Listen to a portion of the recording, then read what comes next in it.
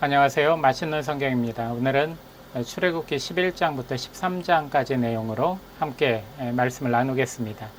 전까지 9가지의 재앙을 통해서 애굽과 그리고 바로 많은 사람들이 이제 고통과 어려움에 처하게 됐죠. 하지만 바로는 계속해서 강팍한 마음을 내려놓지 않고 하나님 앞에 불순종을 했습니다. 그리고 그의 불순종이 이제 마지막 재앙까지 이르는 상황까지 이르게 된 거죠. 오늘은 이제 10번째 재앙, 마지막 재앙에 대한 부분들, 경고부터 시작해서 어떻게 진행되는지, 그리고 그 결과가 어떻게 되는지를 함께 나눠보도록 하겠습니다. 이제 마지막 경고라고 했죠. 그 경고는 내용은 이렇습니다. 5절부터 6절까지 보면 바로의 장자로부터 모든 가축의 처음 난 것까지 죽으리니 애굽 온 땅에 전무후무한 큰 부르짖음이 있으리라.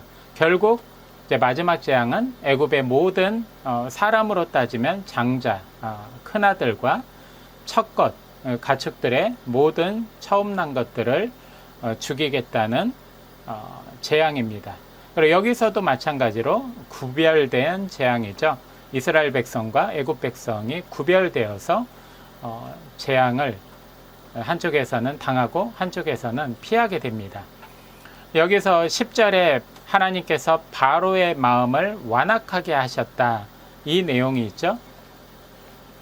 바로의 마음을 완악하게 하셨다, 강팍하게 하셨다, 이 말씀을 바꿔 말하면 하나님께서 일부러 강팍하게 한 것이 아니라 어떻게 보면 이제 사람이 가지고 있는 본능, 탐욕, 그런 여러 가지 욕심에 의해서 나오는 비인간적인 모습, 그리고 세상적인 모습들이 이 완악한 모습이고 강팍한 모습이 되겠죠. 그래서 하나님께서 완악하게 하셨다, 이 부분은 신약 성경으로 보면 내버려 두셨다. 이건 이제 로마서 1장에 3번 정도 나옵니다. 그러니까 로마서 1장에 바울이 이제 사람들을 향해서 경고를 하죠. 그 경고의 내용은 불신앙과 불의, 그러니까 불의를 저지른 사람들, 불신앙적인 행동을 하는 사람들에게 경고하는 내용이 이제 로마서 1장 18절부터 32절까지 나오는데, 그 안에 이제 시작될 때 처음 나오는 말이 어떠한 상황에 내버려 두셨으니, 이런 내용이 나옵니다. 한번 한 부분만 보면 24절, 26절, 28절에 내버려 두셨다라는 말씀이 나오는데, 그 중에 28절을 보면 그들이 마음에 하나님 두기를 싫어하며 하나님께서 그들을 그 상실한 마음대로 내버려 두사 합당하지 못한 일을 하게 하셨으니, 어떻게 보면 이 말투가 하나님이 시킨 것 같지만 하나님은 그대로 그 마음 그대로 내버려 두신 거죠.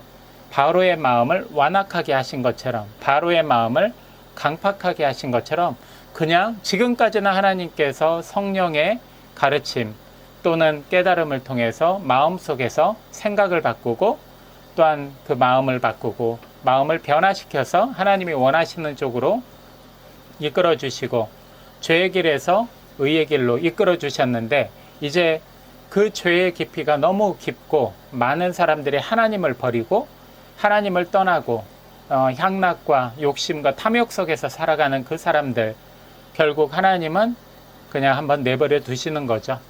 그리고 합당하지 못한 일을 하게 하셨으니, 이렇게 말씀을 합니다. 그러니까 로마서 내용을 보면 그 뒤의 내용을 제가 잠시 읽어드리면, 곧 모든 불의, 추악, 탐욕, 악의가 가득한 자요, 시기, 살인, 분쟁, 사기, 악독이 가득한 자요, 수근수근하는 자요, 비방하는 자요, 하나님께서 미워하시는 자요, 능욕하는 자요, 교만한 자요, 자랑하는 자요, 악을 도모하는 자요, 부모를 거역하는 자요, 우매한 자요, 배약한 자요, 무정한 자요, 무자비한 자라. 그들이 이 같은 일을 행하는 자는 사형에 처한다고 하나님께서 정하심을 알고도 자기들만 행할 뿐 아니라 또한 그런 일을 행하는 자들을 옳다 하느니라. 결국 불의와 불신앙에 가득한 사람들을 나무라는 모습이죠. 이게 이제 세상 사람들한테 한 말이 아니라 동족인 유대인들에게 한 말이죠. 유대인들은 나름 자신들이 하나님을 잘 섬긴다고 생각을 하는데 결국은 껍데기밖에 남지 않은 형식적인 어떤 말씀과 신앙을 통해서 그들의 삶 자체는 불의와 불신앙으로 가득 찬 모습, 이런 반대되는 모습들에 대해서 이제 바울 사도가 경고하는 모습이죠. 결국 이것은 바로에게도 해당이 되었고, 또한 오늘 이 말씀을 제가 잠시 언급한 이유는 바로 이거죠. 하나님의 은혜는 무조건적입니다. 우리가 자격이 있어서 은혜를 받는 게 아니라는 걸 우리가 잘 알고 있죠. 하지만 그 은혜는 무기한은 아닙니다. 지금 우리가 회개를 해야 될 때인 것이죠. 우리가 나름 이런 해석을 하죠. 요즘에 많이 나오는 내로남불이라는 말 있죠. 나에게는 긍정적이고 좋게 해석하고 타인에게는 아주 부정적이고 매섭게 비판하는 그런 행동들이죠. 이런 여러 가지 행동들이 인간의 본연적인 본능에서 나온 거라고 할 수 있겠지만, 크리스찬만큼은 그래도 나에게 좀 더 엄한 잣대를 가지고 타인에게는 관용적인 자세를 가지고 살아야 되겠죠.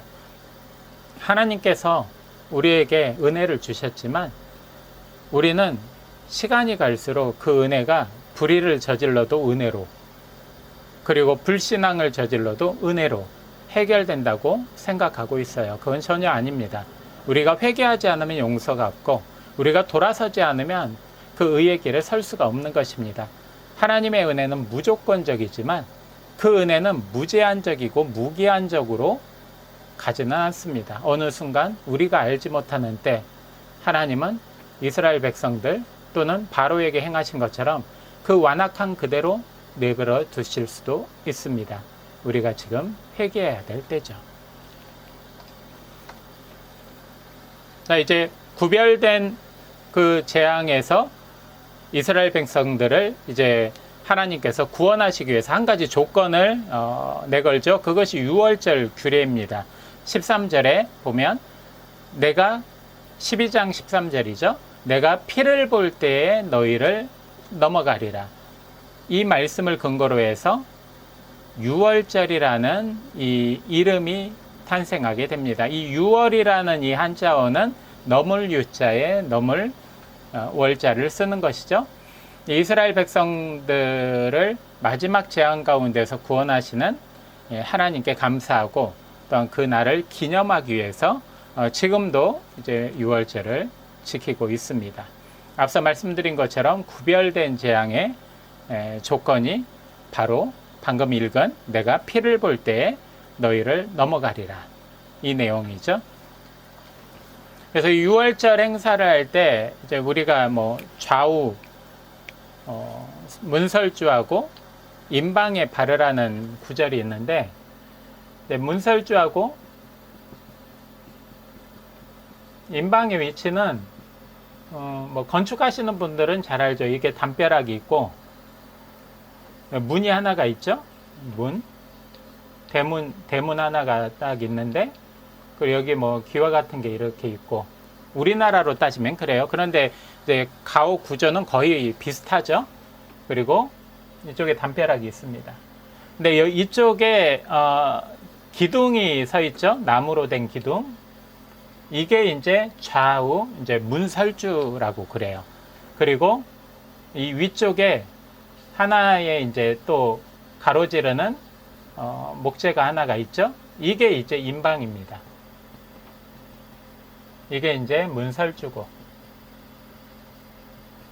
이스라엘 백성들이 지금 거처하고 있는 곳에 각자가 모두 이제 모여 있으라고 했죠. 그리고 사람 수대로 어린 양을 잡아서 그 어린 양을 1월 14일 날 잡아서 그 잡은 것을 이제 이쪽 기둥하고 위쪽 기둥 임방에다가 이제 바르라. 이것이 이제 표식이 돼서 내가 이 피를 볼 때에 넘어가리라. 그래서 이 피를 볼 때에 죽음이 넘어가리라. 너희들이 구원을 받으리라. 그래서 넘어간다는 표현을 따와서 이제 유월절이라는 절기 이름이 생긴 것이죠. 그래서 우리가 고린도전서 5장 7절에 유월절 어린 양 예수라는 표현을 하죠. 왜? 유월절 어린 양의 피로써 구원받고 그리고 죽음에서 우리가 구원받을 수 있는 하나의 표식이 되었다. 마찬가지로 예수님이 흘리신 그 피로 말미암아 우리의 모든 죄가 대속되고 우리의 죽음이 넘어가고 구원받았다라는 의미가 동일하기 때문에 이제 유월절 사건이 바로 어린 양 예수 그리스도의 십자가 대속의 사건을 예시하는 그런 사건이 됐다라고 고린도전서에서도 언급이 됩니다. 유월절과 함께 하나님께서는 무교절을 지키라고 말씀을 하십니다. 그 무교절을 지키는 의미가 또 17절에 나오는데요. 너희는 무교절을 지키라. 이날에 내가 너희 군대를 애굽 땅에서 인도하여 내었음이니라. 유월절에는 이제 세 가지 음식을 먹어요. 발효되지 않는 무교병, 그리고 쓴 나물, 그 다음에 잡은 그 양의 고기를 구워서 먹는 그런 규례를 치릅니다. 이와 함께 하나님께서 거의 동일하게 무교절을 지키라고 했어요. 그러니까 무교절은 6월절이 1월 14일 저녁쯤 해질녘이라고 했는데 무교절은 6월 14일 해진 후에요. 1월 14일 해진 후면은 이제 1월 14일 해지기 전까지는 1월 14일이고 해진 후면 1월 15일이 되는 것이죠. 말 그대로 교자가 발효할 교자죠. 그러니까 발효가 없는 거, 발효하지 않은 빵을 7일 동안 먹는 거죠. 그 먹는 의미는 노예된 그 애굽 땅에서 그 우리를 하나님께서 구원해 주셨다. 그리고 6월절 그 규례를 통해서 우리가 구원받고 또 이스라엘 백성들이 애국 군대로부터 이제 살아날 수 있었다. 여러 가지 의미들을 함축해서 이제 무교절을 지켜라. 나중에는 이제 이스라엘 절기가 6월절과 무교절이 거의 날짜가 합해지다시피 되니까 1월 14일부터 21일까지 쭉 이제 지키는 것이죠. 그래서 그 의미는 여기 나와 있는 것처럼 6월절과 무교절이 결합하면서 두 가지 의미가 부여되는데 구원의 하나님께 감사, 또한 추수감사. 이 시기가 첫 보리, 그러니까 이 보리를 추수하는 때하고 겹쳐요. 그래서 이 추수감사의 의미와 함께 이 무교절 행사를 치르게 됩니다. 이제 드디어 마지막 재앙이 실현이 됩니다. 마지막 재앙은 애굽의 모든 장자와 첫것의 죽음이라고 앞서서 한번 경고할 때 말씀을 드렸습니다. 여기에 이제 막대한 기회비용을 치른 것이죠. 이 기회비용이라는 것은 이제 우리가 잘 알고 있듯이 경제 용어죠. 그러니까 어떤 두 가지 중에 하나를 선택할 때 만약에 하나를 선택하고 하나를 이제 선택하지 않았어요. 그 선택하지 않은 것의 가치를 말해요. 다시 말하면 포기한 것에 대한 가치죠. 이스라엘 백성들이 노예로 있을 때 바로는 이스라엘 백성들을 보내지 않게 하기 위해서 무려 9가지나 대한 재앙을 다 당합니다. 자신들이 먹을 식량까지도 다 사라지고 자신들이 섬기는 신까지도 완전히 몰락하고 자신의 권위까지도 이제 땅에 떨어지게 된 거죠. 마지막까지 이것을 내주지 않으려고 하다가 결국 마지막 재앙, 첫 것과 자신의 장자까지도 죽음을 당하는 상황에 이릅니다. 결국 이스라엘 백성들을 노예로 가지고 있기 위해서 이 모든 애굽에 있는 여러 가지 이익들을 버리고 자신의 자식들까지도 죽음에 내몰게 된 거죠. 이것이 바로 엄청나고 또한 막대한 기회비용이 되는 것이죠. 여러분, 둘 중에 하나를 선택을 해야 돼요. 하나님께서도 하나님과 재물을 겸하여 섬기지 못한다고 했죠. 사회생활도 마찬가지입니다. 우리가 뭐 공부를 하는 아이들은 공부를 선택할지 아니면 놀기를 선택할지 게임을 선택할지 이런 것을 선택을 하는 것이고, 공부를 선택하거나 아니면 취업하는 사람들은 뭐 어떤 여행을 선택하거나 잠깐의 여행이죠. 고등학교 때 이런 말을 많이 들었어요. 평생 봄을 즐기길 원한다면 3년간의 봄은 희생해라. 그러니까 쉽게 말하면 이제 3년 동안은 공부에 좀 집중하고, 그렇게 해서 나중에 잘 되고 나면 이제 평생 봄에 여행을 가든 놀러 가든 뭐 자기 마음대로 할 수 있다는 이제 선생님의 말씀이었죠. 이게 바로 공부를 선택하면 노는 것을 포기하게 되는 것이죠. 그죠? 자판기에 500원에 하는 커피가 있어요. 그런데 내가 비싸다고 생각하면 500원을 투자하지 않죠. 그죠? 투자하지 않고 이 500원을 다른 데 또 가치 있게 쓰려고 하겠죠. 그런데 내가 커피가 너무 좋아요. 500원을 버리고 커피를 마신다. 그러면 이 500원의 가치는 커피보다 덜한 거죠. 우리는 이 두 가지 중에 하나의 선택을 많이 하게 됩니다. 평생 할 수 있게 되는 것이죠. 이제 우리가 기독교인으로서 내가 하나님의 뜻을 선택할 것인지 아니면 나의 선택을 고를 것인지, 이것은 이제 우리가 하기에 따라 달라지죠. 하지만 객관적으로 머리를 식히고 한번 생각을 해보세요. 하나님을 버리는 게 더 이득인지 세상의 것을 버리는 게 이득인지, 이것은 성경 곳곳에 나와 있습니다. 지혜로운 선택을 하시기 바랍니다. 자, 결국은 바로는 지키지도 못할 기득권을 위해서 혹독한 대가 10가지 재앙을 치른 것이죠. 그러니까 이 기회비용은 엄청난 것입니다. 우리는 기회비용이 낮은 것을 버려야 되겠죠. 결국 바로는 항복하게 되고 이제 백성들을 보내죠. 마가복음 8장 36절에 이런 말씀이 있습니다. 사람이 만일 온 천하를 얻고도 자기 목숨을 잃으면 무엇이 유익하리요? 아멘. 이제 바로가 이스라엘 백성들을 내어줬습니다. 그리고 출애굽을 하게 되죠. 37절부터 38절까지 보면 장정이 60만 가량이요 수많은 잡족과 심이 많은 가축이 그들과 함께 하였으며, 이렇게 나와 있습니다. 그러니까 장정이 60만이면 이 당시에 아이를 낳는 수가 뭐 작게는 한 4명 정도부터 많게는 굉장히 많죠. 야곱이 12명이 나왔으니까요. 뭐 그 정도가 아니더라도 여기에서 그냥 4만 곱하더라도 240만 명. 그래서 성경학자들은 200만에서 한 400만 정도로 생각을 합니다.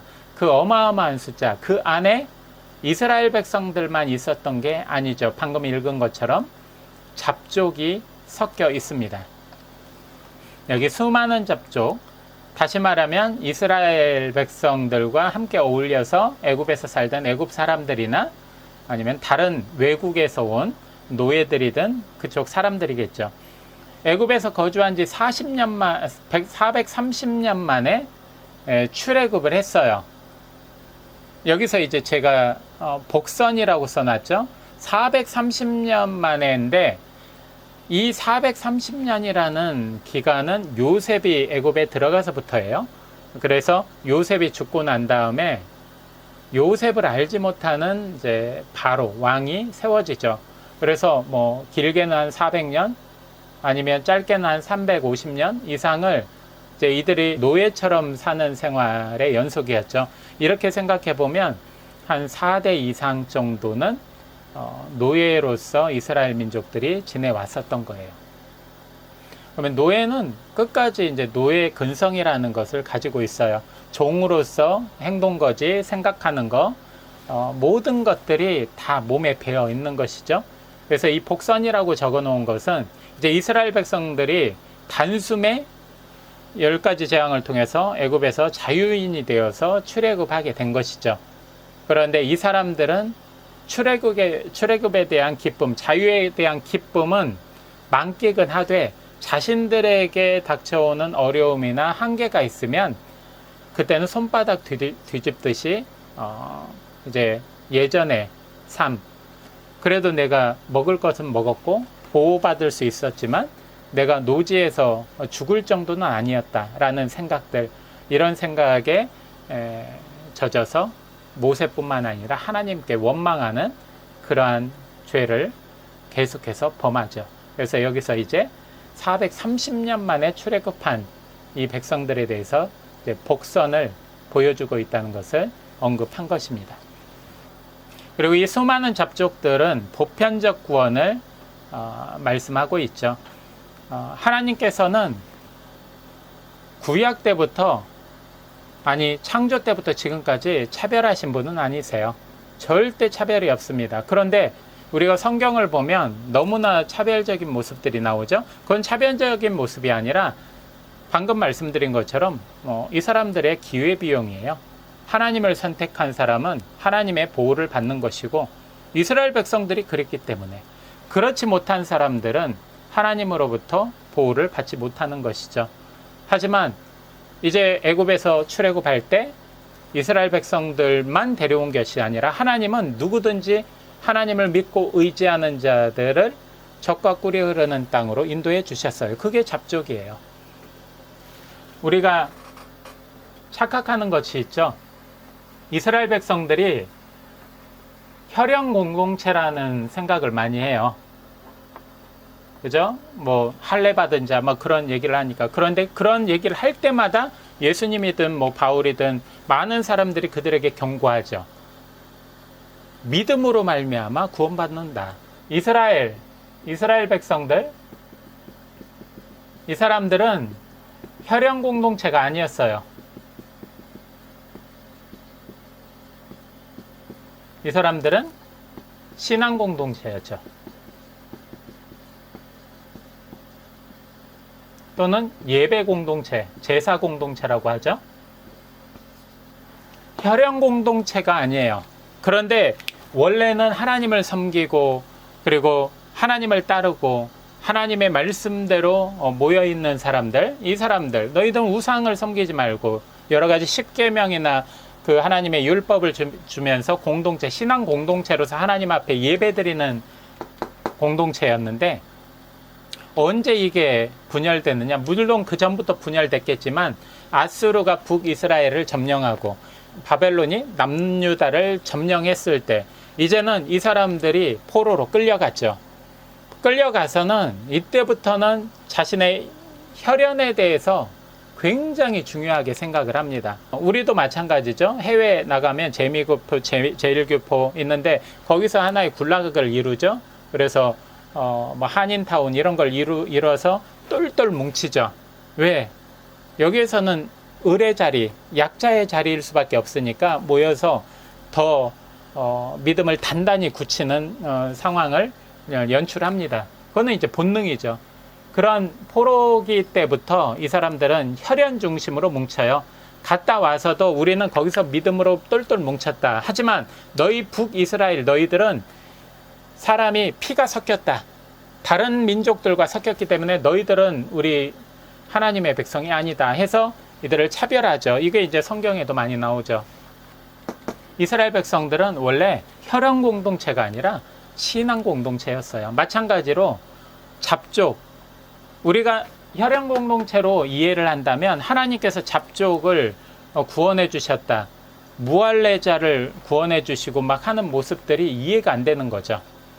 하지만 우리는 이것은 잘못 알고 있었던 것이고, 이스라엘 백성들도 편협하게 차별을 두면서 이들의 공동체를 혈연 공동체로 뭉친 거죠. 지금도 우리나라도 뭐 지역감장이든 혈연, 지연, 학연 이런 것에 얽매이는 것들 다 부조리한 행동들이죠. 이거는 차별을 만듭니다. 차별을 만들면 불공정을 만들게 돼요. 불공평과 불공정은 사회를 병들게 만듭니다. 이제 바울도 로마서에 이같이 언급을 합니다. 무할례자도 믿음으로 말미암아 의롭다 하실 하나님은 한 분이시니라. 하나님께서는 출애굽기 13장에서 유월절 그리고 무교절 이걸 규례를 정하신 의미처럼 이 규례를 통해서 처음 난 이스라엘 백성들이 그래도 죽음에서 구원을 받았다. 그 구원을 받을 때 이제 유월절 어린 양이 죽임을 당하고 그 어린 양이 피를 흘리고 그 피를 문설주와 임방에 바름으로 이 백성들의 장자가 살아나고 첫것이 살아났다라는 것을 기념하기 위해서 하나님께서 첫 열매를 원하십니다. 12절에 보면 처음 난 모든 것은 다 거룩히 구별하여 내게 돌리라. 이는 내 것이니라. 이제 하나님께서 내 것이라고 하시는 게 세 가지가 있죠. 첫 번째는 이사야서에서도 나와 있죠. 너는 내 것이라.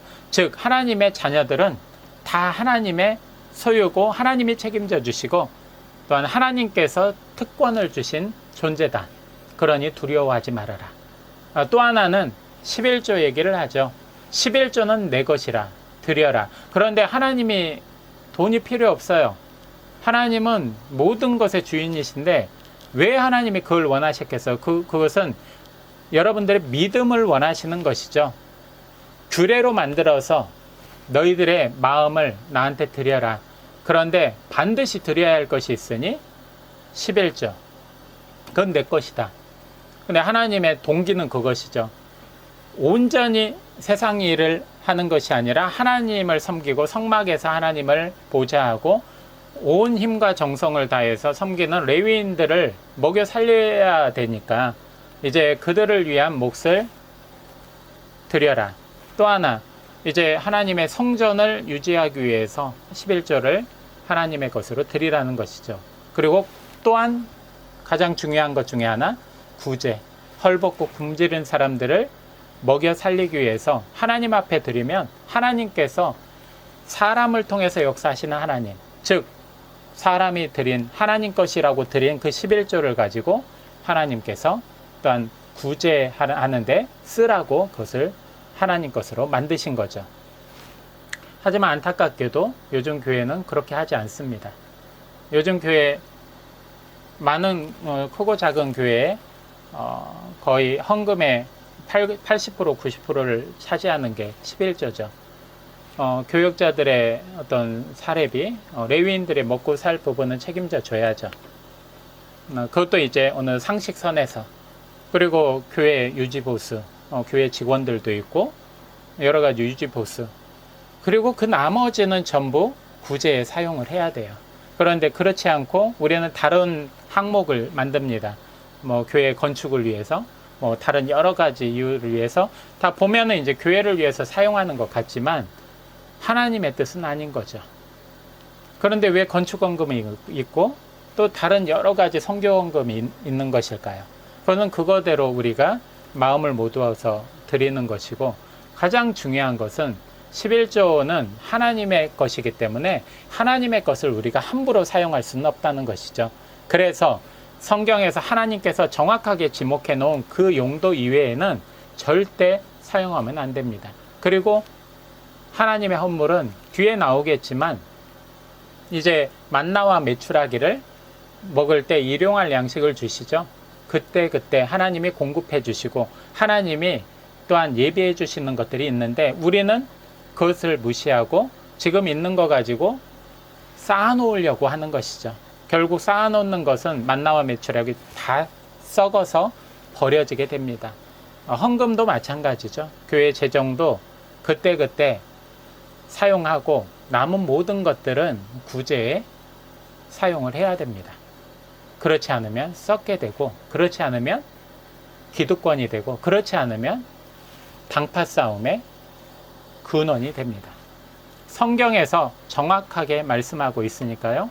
성경대로 우리가 집행하고 순종하면 건강하고 좋은 교회가 될 수 있는 것이죠. 그리고 17절부터 22절까지 내용을 보면 하나님께서 이스라엘 백성들을 이제 애굽에서 나와서 광야의 길을 통과하는 동안 구름 기둥과 불 기둥으로 그들을 보호해 주십니다. 여기서 우리가 세 가지 것을 알 수가 있죠. 필요를 채우시는 하나님. 광야가 낮에는 뜨겁고 밤에는 아주 춥다고 그래요. 그래서 기온 차이가 너무 나서 결국 낮에는 그늘이 필요하고 밤에는 온기가 필요한데 하나님은 그런 필요를 채워주시는 하나님. 그 하나님은 우리의 피난처가 되어주시는 거죠. 그리고 두 번째 보면 앞서 가시는 하나님. 항상 구름 기둥과 불 기둥은 이동할 때 움직이면 움직이고 그리고 멈추면 멈춰야 됐죠.